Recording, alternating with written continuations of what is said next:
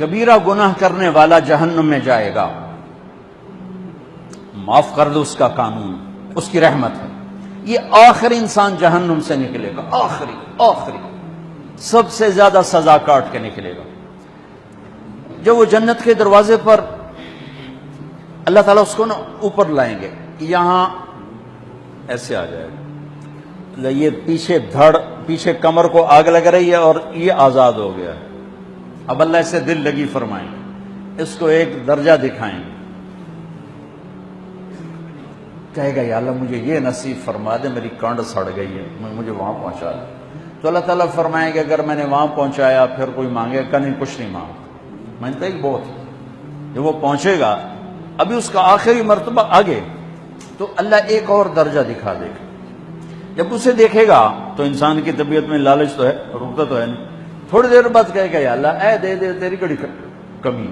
تو اللہ تعالیٰ کہیں گے پھر اور مانگے گا، نہیں بالکل نہیں مانگتا، تو اللہ تعالیٰ وہاں پہنچا دے، پھر ایک اور دکھا دے گا، تھوڑی دیر تو صبر کرے گا، پھر کہے گا یا اللہ کوئی گل نہیں، اے دے دے، تیری ان کا گھاٹا ہے، اور مانگے نہیں بالکل تیری عزت کی قسم۔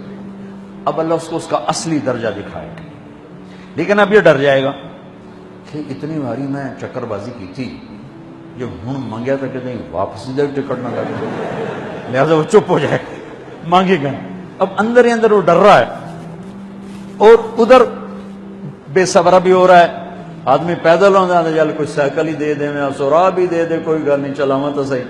جب سائیکل آتا ہے تو کوئی موٹر سائیکل گزرتا اللہ سے، یا کوئی موٹر سائیکل دے دے، میں ہمیں سزوکی ہوئے وہ تو دے دے۔ جب سزوکی موٹر سائیکل آ جاتا ہے پھر گاڑیوں دیکھتا پہ کہتے ہیں کوئی موٹر ہی دے دے، ہمیں سزوکی ہو گئے۔ جب سزوکی آتی پھر آنا یا ٹویوٹا دے دے، جب ٹویوٹا آتے یا لینڈ کروزر دے دے، مقدہ تک کدا ہی نہیں آتا، ہرس و حوث۔ اس لیے میرے نبی فرمایا قبر کی مٹی تیرے حوث کو بھرے گی۔ جب وہ چوتھا درجہ نظر آئے گا نا، جو اس کا اصل ٹھکانہ ہے، اب ڈرے گا کہ کہیں ریورس نہ ہو جاؤں۔ اب اللہ کہے گا میرے بندے اللہ تسأل، مانگتے نہیں، مانگتے نہیں، کہے گا یا اللہ اب مجھے ڈر لگتا ہے کہیں تو مجھے پیچھے ہی نہ ہٹا دے۔ تو اللہ تعالیٰ فرمائیں گے اچھا یہ بتا، میں آپ کو بتا رہا تھا کہ لا الہ الا اللہ پاسپورٹ ہے، محمد الرسول اللہ ویزا ہے۔ کس ملک کا ویزا ہے؟ جس کا سب سے چھوٹا درجہ، چھوٹے پر میں اتنا زور لگا رہا ہوں کہ اور میرے کو زور ہے ہی کوئی۔ اب وہ بتانے لگا ہوں، اب اللہ اسے کہے گا اچھا میرا بندہ یہ تو بتا، میں نے جس دن دنیا بنائی تھی اس دن سے لے کر جس دن ختم کی تھی اس کا 10 گنا کر کے تمہیں دے دوں، راضی ہو؟ 10 گنا اس دھرتی کا، آج کا نہیں، دنیا کے پیدا ہوئے سائنسدان کہتے ہیں 25 سے 30 ارب سال ہے، ٹھیک، اور پتہ نہیں آگے کب چلے گے، خیر ہن پیچھے تھوڑا ہی کام رہ گیا، تو 10 گنا دے دوں۔ وہ اس کو یقین نہیں آئے گا، بے یقینی میں کہے گا یا اللہ ربو کے ہاسا کیتی جانا میرے نال ہاسا نہ کر۔ تو اللہ کہے گا میں ہاسا نہیں کر رہا، میں سچی مر، چل اب یہ داخل ہوگا، اور جب دروازہ کھولے گا اور نوکر کو دیکھے گا تو یوں سر جھکائے گا، وہ کہے گا میرے آقا کیا ہوا؟ کہے گا تم فرشتے نہیں؟ کہ نہیں میں تو آپ کا نوکر ہوں، اور میرے جیسے 80,000 نوکر ہیں، آپ کچھ تھوڑی دور چلے گا تو ایک نور کی چمک اٹھے گی، تو سجدے میں سر اپنے آپ کو سجدے میں گرائے گا، وہ پھر کہے گا میرے آقا یہ آپ کیا کر رہے ہیں؟ وہ کہے گا یہ سامنے جو نور ہے یہ میرے اللہ کا نور ہے، میں اللہ کو سجدہ کر رہا ہوں۔ کہے گا یہ آپ کے اللہ کا نور نہیں ہے، یہ آپ کے گھر کی روشنی ہے، لائٹنگ۔ آگے چلے گا تو قالین آ جائے گا، اس قالین پر کتنا چلنے کا ہے یہ زمانہ؟ 40 سال چلتا جائے گا تو تب جا کے وہ قالین ختم ہوگا۔ 40 سال دنیا کے، وہاں تو 4 سیکنڈ میں اسے طے کرے گا۔ 40 سال لمبی کارپیٹنگ۔ نوابہ بہاولپور نے انڈیا سے بزرگ کو بلوایا تھا تو ان کے لیے کارپیٹنگ کی تھی، اسٹیشن سے لے کر محل تک، تو سارے ہندوستان میں غلغلہ مچ گیا، شور مچ گیا کہ نوابہ بہاولپور نے اتنا 4 میل لمبا قالین بچھا دیا۔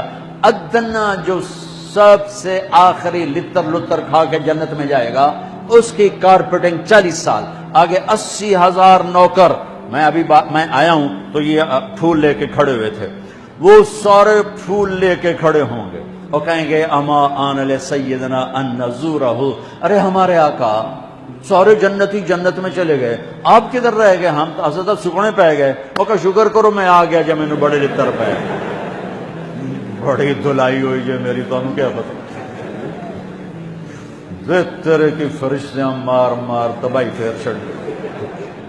80,000 نوکر، کوئی تنخواہ ان کے ذمہ نہیں، سب اللہ پہ پوری کرے گا. کھلانا پلانا سب اللہ کے ذمہ، پہنانا سب اللہ کے ذمہ. ہاں تمہیں پتا جنت میں قد کیا ہے؟ 130 فٹ. 130 فٹ. آدم علیہ السلام کو اللہ نے 130 فٹ کی ہائٹ پہ بنایا تھا. ہماری اماں جان بھی 130 فٹ کی تھی. یہ بات تو شاید آپ سب کو پتا ہے کہ یوسف علیہ السلام دنیا میں سب سے خوبصورت مرد آئے.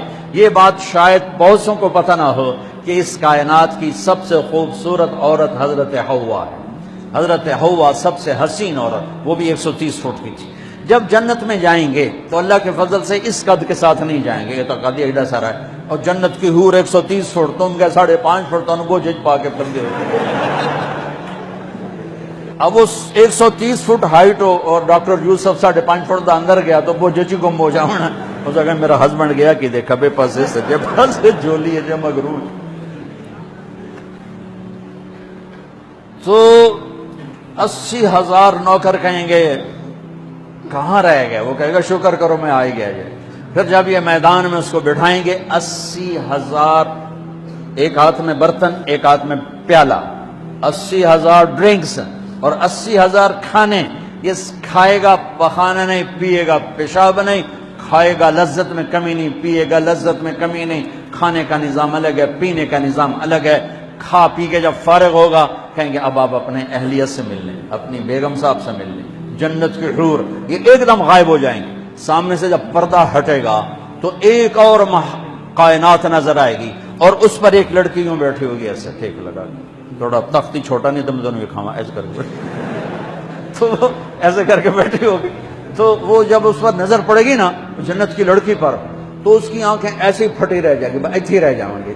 وہ دیکھتے جا رہا 40 سال بس ایسے ہی بیٹھا رہے گا. جس نے جنت کے کالے کالے دوزخ کے کالے فرشتے دیکھے ہوں وہ حور نو وے کہ مرے گا نہیں تو اور کیا ہو لکھی جندہ لکھی. آخر وہ بولے گی اما لک فینا من رغبت، میرے آقا آپ میرے پاس نہیں آئیں گے؟ پھر اس کو ہوش آئے گا ارے بی بی تو کون ہے؟ کہ تیری بیگم اور کون، تیرے انتظار میں بیٹھے بیٹھے گھڑیاں بیت گئی. تو یہ سب سے ادنا درجے کی جنت ہے، تو اعلیٰ درجے کی جنت کیا ہوگی؟ اور یہ ایمان والی عورت جو دنیا میں اللہ اس کے رسول کو راضی کر کے چلی گئی، اس جنت کی لڑکی سے 70,000 گنا زیادہ خوبصورت ہوگی. میرے بچوں اللہ رسول سے تعلق بنا، محمدی بن جاؤ.